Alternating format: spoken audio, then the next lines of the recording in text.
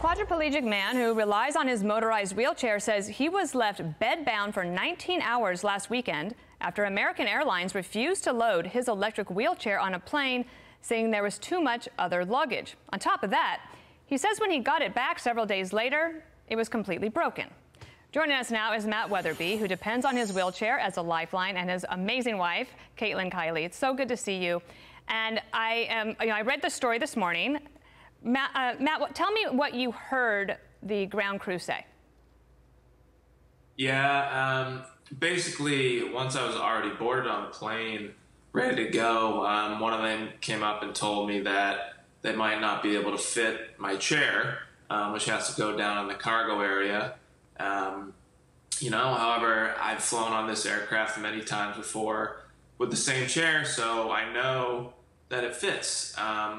So the only reason that it wouldn't fit would be because there was already too much other luggage in there that they either refused to rearrange or refused to take it off the plane in order to fit my chair.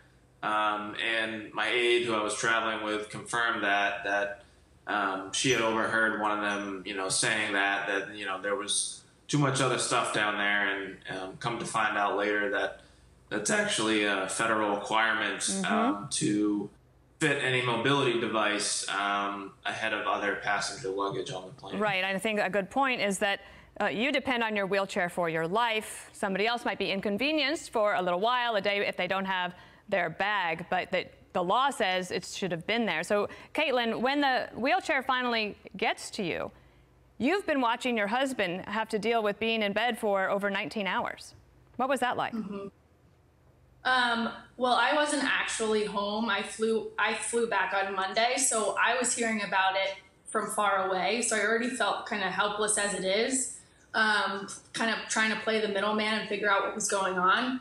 But mostly I was just sitting kind of in my own thoughts, like on the verge of tears, just thinking about how humiliated he must have been.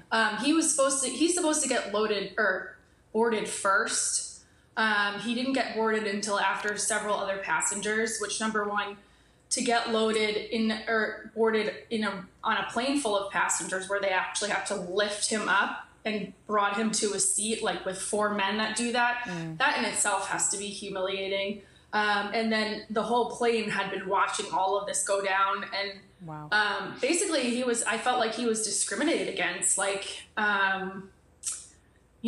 he's not afforded the same abilities that able-bodied people are. Like, sure. Not only is that his lifeline, but he literally can't move without it. He was wheeled out of the plane. His only choice was to get off the plane or fly without the chair. Yeah, so and you had he had to fly without his chair, and they said it was going to be delivered 10 a.m. the next day. And it didn't come till 8 o'clock. So I was worried he was going to be in bed all day, getting a bed sore or pressure sore or anything like that. A compromised immune system. Well, and so I want to read to you what American Airlines says. They said that we strive to provide a safe and enjoyable experience for all of our customers. We sincerely regret and apologize for the negative experience Mr. Wetherbee encountered. We are working closely with him to fully understand what occurred and to ensure his wheelchair is completely fixed as quick as possible. I mean, it's not that easy just to replace one of these chairs. This is important equipment, obviously, that you need. But what I thought, Matt, was very interesting is that when you came forward with this story and it became public, you found out that there are so many other people who have experienced the same thing? Yes, unfortunately, yes. Not only friends of ours and people that we already know, but we've had other people that we have never even met before reaching out on social media or what have you and telling us that they've had a similar experience, whether their chair was damaged or it was accidentally put on the wrong flight, and which is just something that can't happen.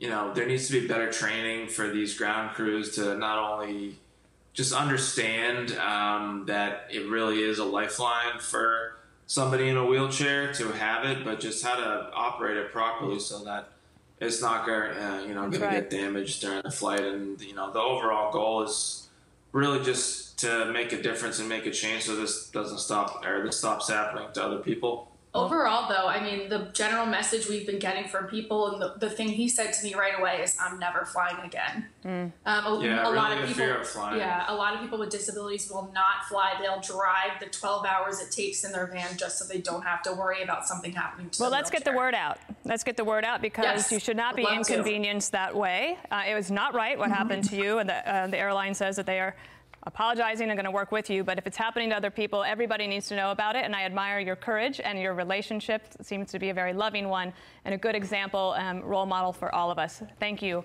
Thank you. Thank you. Nice people.